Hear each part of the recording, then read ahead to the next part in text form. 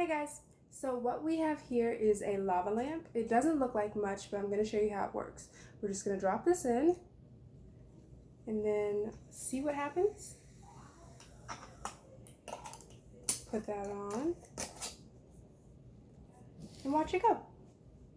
Today we're going to be making one of those. It is super simple.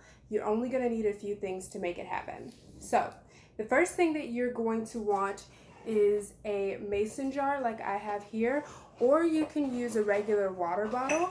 I've made these in all types of containers, but the one that I'm going to be using today is 16 ounces. You're going to want 3/4 a cup of water, food coloring, whatever choice you have, and vegetable oil, and an Alka-Seltzer tablet. They come in a box that looks like this, guys. So first thing we're going to do, super duper simple, we're going to pour our water into our mason jar. Let's see. Yeah, that's about it. Water's in the mason jar.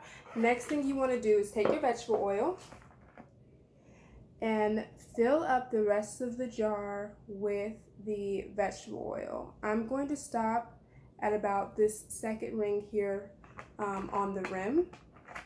That's where you want to finish. And you want to give it a second to settle. Let the water and the oil settle. The reason why this works is because you might have heard the saying, oil and water don't mix.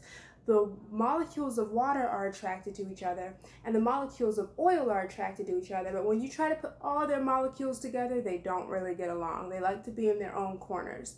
So what's happening is we're seeing that they are separating. The oil stays above the water. As I'm gonna move that closer so you guys can see. The oil stays above the water because oil is lighter than water. The water is more dense. So we're going to go ahead now. It looks like they're separated. We did blue in this one, so let's go ahead and do red in this one. You're going to add 10 drops of food coloring, whatever color you want. 1, 2. And give that food coloring a chance to break through the layer of the oil and make its way down to the water. Now, what we saw over here was that whenever we added the Alka-Seltzer piece, it sank to the bottom and it started to dissolve. And when it dissolved, it released gas. Those gas bubbles rose, and as they rose up, they were taking colored water with it. Does that make sense? So when the bubble of water reaches the top, the gas escapes and the colored water goes down. So I hope that's making sense, guys. We're gonna let it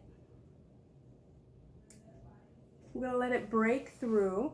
It normally doesn't take this long. This is interesting, but you want to let it break through. The reason why the Alka-Seltzer works like this is because the Alka-Seltzer is what we call an antacid.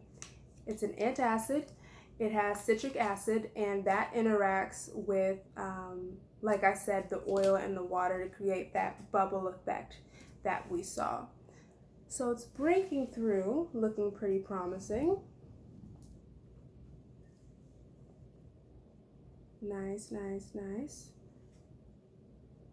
All right, our food coloring has broken through, so we are going to take our antacid tablet. I am using half.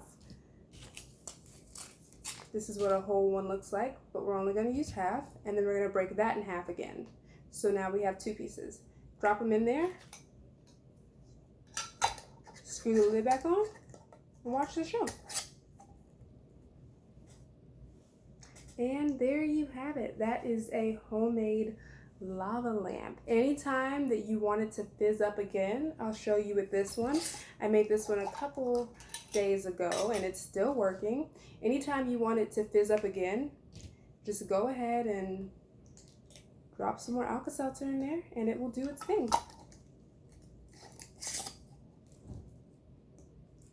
Cool. There you go, guys. I hope you found this fun and I hope you enjoy. Bye.